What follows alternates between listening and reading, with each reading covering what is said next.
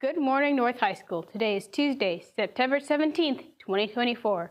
I am Zamari, and this is the North News. Please stand with me for the Pledge of Allegiance and place your right hand over your heart. I pledge allegiance to the flag of the United States of America and to the republic for which it stands, one nation, under God, indivisible, with liberty and justice for all. The AVE Recruit is looking for anyone interested in recording and editing videos.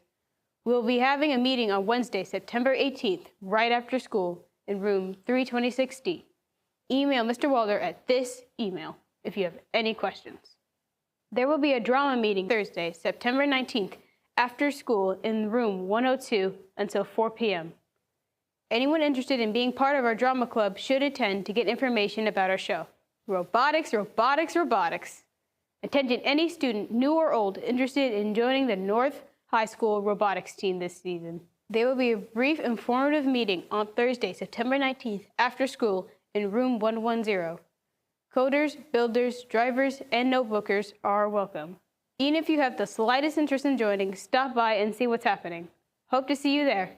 Attention all students interested in plants and gardening.